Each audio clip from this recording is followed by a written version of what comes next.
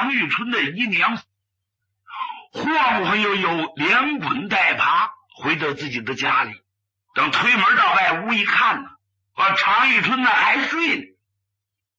外屋宽大，四犄角摆着农具，正中央搭着个木板床。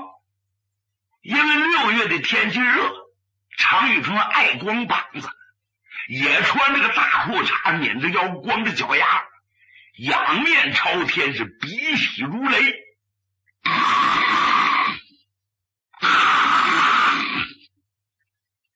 老太太一看，赶紧过来：“玉春，玉春呐，你快醒醒，咱们家出事儿了。”老太太认为自个儿这劲儿就使足了，声就比较高，可是常玉春没听见，该怎么睡还怎么睡。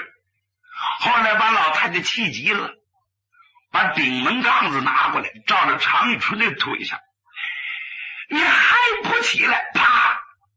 就这一下，常玉春在梦中惊醒，用手一捂大腿，哟，好大蚊子！有这么蚊子吗？常玉春一咕噜声起来，揉揉眼睛一看，咦，怎么了？玉春，你快去看看吧，咱们的地保不住了，是这么回事。本来常玉春性如烈火，那还了得？他一听说自个儿的姨受人家的欺负挨了打，五亩庄稼地被人糟蹋了，不由得火撞顶梁门。姨娘，这帮人现在何处？就在庄村外面，您不要着急，看我的，我教训他了。说到这儿，常玉春也没顾得穿鞋，把裤衩敛了敛，拿这顶门杠子飞身就来到庄村的外头。往树下一看，这伙人也没走。常玉春仔细一看，在树下坐着2个人，一个白脸一个红脸。这白脸这个人长得挺绅士，长得是风流潇洒，面如美玉，2道8字利剑眉，3绺的短墨髯，扎金剑袖。英雄场旁边有人给拿着，腰中悬着3尺的宝剑，背后鹿皮套，背着一把明晃晃18楞紫金鞭，那8楞的嘎达闪闪放光。下垂手这红脸的也挎着宝剑，撇着嘴，在地下放个毯子，顶上有酒有肉有菜，一边唱2边吃喝。那20来人在旁边给打着扇子，是说说笑笑。常玉春就明白了，这是外来人，不用问，我姨就是挨着他们欺负了。再甩脸往5亩谷子地一看，可不是吗？这地整个完了，那马照样在里边连吃带啃，把六爷给气的。天底下有这么不讲理的人吗？想着这高声喊喝，大爷，哪里来的狂徒？就这一嗓子跟打雷一样，把那2位当头的好像没吓趴下。我怎么阴天了？怎么了？怎么打雷了呢？震得耳根子嗡嗡直响。等甩脸一看，顺着街上来个黑的个，这大个子平顶身高有1丈挂零，头似麦斗，眼似钢铃，肩宽背厚，膀大腰粗，身上的腱子肉都一条一条起了4棱的疙瘩，2只手跟大油锤一样拎着个顶门杠子，那脚丫子有1尺多长，腿肚子上长着黑毛。你别看那人长得身体高大，仔细看看眉毛眼睛鼻子嘴，这人长得可不丑，看这年纪也在20岁挂零。可这两人开始是一愣，后来又平静下来了，又把嘴一撇，恢复了原态。什么样？他瞧不起庄稼人，心说话了，你不就长得5大3粗的吗？一个种地的有什么了不得的？一肚子大粪，一脑袋高粱花，嘿呀，你这不是找死吗？手下这些狗屎的奴才把马鞭子拎起来，过来把常遇春给拦住了。站住！你他妈干什么呢？你拎着个杠子，赤身裸体，你要打谁？常遇春到了现在就不顾一切了，把杠子抡起来，我就打你！噼啪！哎呦我的妈！哎呦我的妈！一个杠子一个呀，把这些家伙打得腿断胳膊折，滚的滚，趴的趴，哗就散了。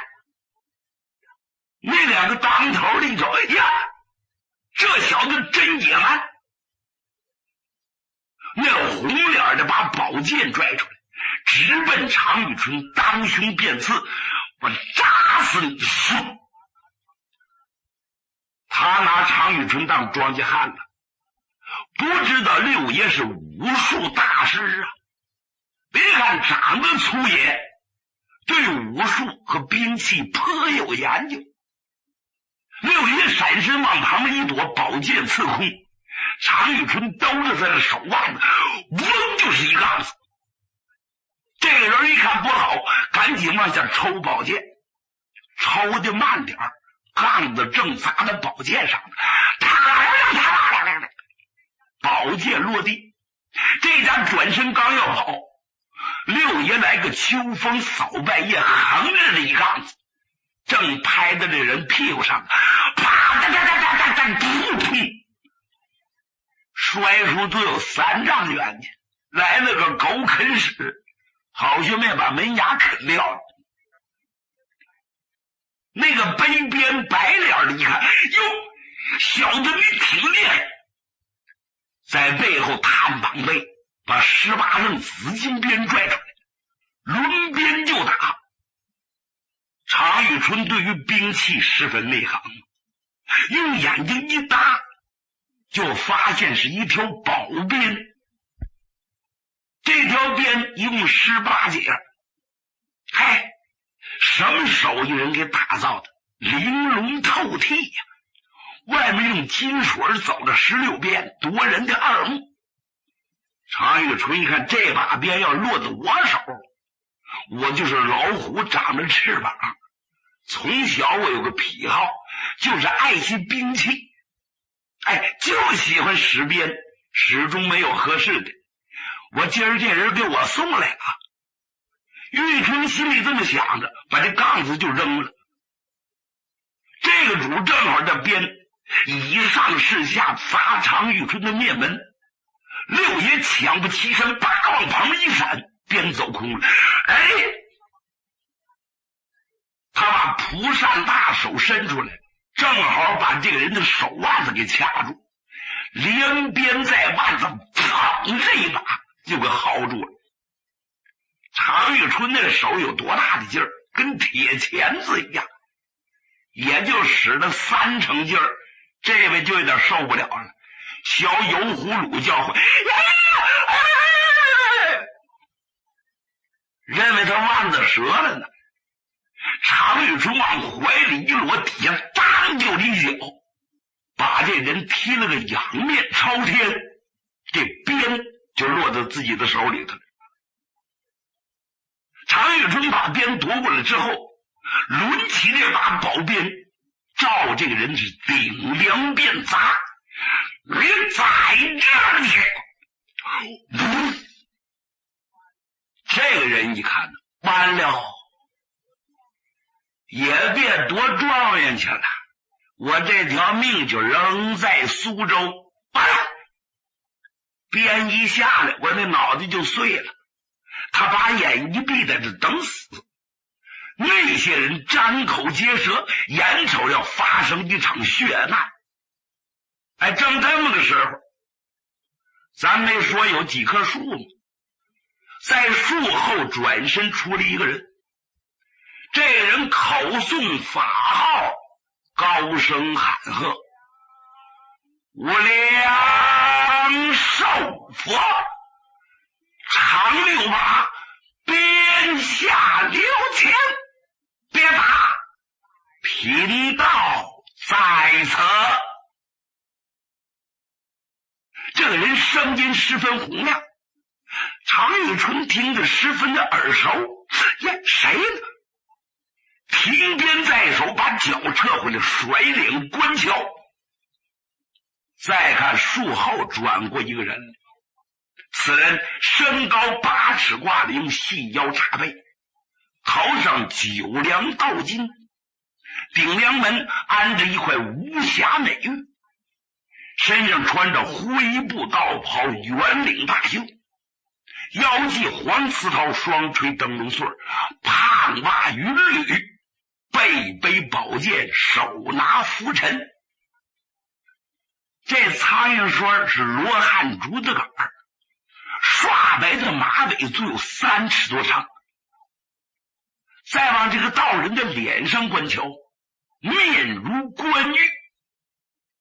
哎呀，这个气色这个好看，有红色斑的，黑真真2道利眉，一对俊目，通关鼻梁，4字阔口，通红的嘴唇，可下飘洒五柳的须髯。这胡可没有白的，去黑，跟青缎子相仿，飘飘然，真不亚如神仙降世一般。这人往这一来，连地下挨揍的那帮人都认识他，一咕噜声全起来了。哎呀，道爷救命！道爷救命！呼啦朝这些人躲在老道的背后。常玉春一看来的这个老道非是旁人，正是乱石山给他们主盟那盟主活神仙刘伯温。这个刘伯温当时那是最有名望的一个人，他出家在四川峨眉山大白云观，一共他们师兄弟2个人。他有个师兄名叫张三丰，江湖上给送个外号叫狗皮真人。刘伯温从小的时候熟读兵书，什么药书啊、天文地理呀、无有不精。据说这个刘伯温阴阳八卦也非常精通。哎，这么说吧，这人是个能人。在元朝末年的时候，刘伯温对元顺帝和元朝的统治十分不满，因为他是个出家人，久历四方，对老百姓的疾苦他是比较清楚的。一看元人实行的是暴政，老百姓连活都活不下去，心里头十分的不高兴，所以暗地之中就联合江湖上的英雄，准备把大家组织起来，推倒元顺帝的统治。跟着感情最密切的就是以武殿章、朱元璋为首的乱石山的哥们弟兄。后来刘伯温给他们主盟，让他们磕了头。常遇春对待刘百温，那可以说对待成老师一样，当老前辈对待。因为人家眼光也远大，说出事情也在理，料事如神，所以常遇春对他十分的尊敬。自从那一年乱石山给他们主盟之后，刘伯温就不见面了。没想到今儿个在这碰上。常六爷心里一翻个，把紫金鞭放在地下，抢步齐身过来。哎呀，先生，你可想死我了，请上邵某一拜。趴地就磕头。刘先生过来，用双手相搀。六把，起来。怎么叫六把呢？因为常遇春是亲征贵教人，把常遇春给搀扶起来。刘伯温回头看了看，哎呀，都是自己人嘛。大水冲了龙王庙，怎么自家人动起干戈来了？不熟悉吧？我给介绍介绍。把挨打那俩头也叫过来。常遇春心里不痛快，心说刘先生，你怎么什么人都认识呢？这两个你也熟悉。感情一介绍，把常遇春也吓一跳。被他打的那两个人，白脸的就是背18节紫金鞭那位，就是赫有名的南汉王陈友谅。那红脸的是陈友谅的兄弟，自立九江王，名叫陈友弼。这陈氏哥俩领着这些仆人上哪儿去呢？就是赶奔燕京城要夺状元。8月15夺状元，他们在江西起身比较早，一路上游山玩水，看看祖国的风光，溜溜达达的，在8月15以前赶到燕京就行。没想到今天误走苏州此地，与常遇春相见。刘伯温从中一给介绍，陈友谅和陈友弼一听，这黑大个是谁？闹了半天是乱石山著了名的怀远黑太岁常遇春。早就听说没见着，这家可真厉害，名不虚传呐。两个人自觉这理亏，又在刘伯温的面前，脸上一阵的发红，赶紧过来主动的给常遇春赔礼。六爷，哎呀，我们有眼不识泰山，误会，六爷您甭生气啊，我们错了。常遇春这个人就是这样，对面一软和，他也就没词儿了。六爷觉着刚才动手也有些粗暴，赶紧抱拳，对不起，我也无礼了，二位可原谅。没说的。大家席地而坐。这阵刘伯温看了看眼实际事儿，六把，谁让我赶上了呢？你说咱们这官司怎么了吧？你们双方能完事不能完事？完了！常遇春说当然完了，冲着您的份上，这事儿就算过去了。不过可有一样，先生，我现在住在我姨母的家里，我们娘俩相依为命，就指着这5亩谷子地。您看看，让这20几匹马糟蹋的成这样，我们吃什么喝什么呢？那这事儿您看得怎么办？刘百温就问陈友谅和陈友弼，二位王爷你们看呢？两个人一听人讲出条件来了，没说的，我们包赔损失，这5亩谷子地该多钱我们加倍奉还，您看怎么样？刘百温点了点头，这挺好。给多少钱呢？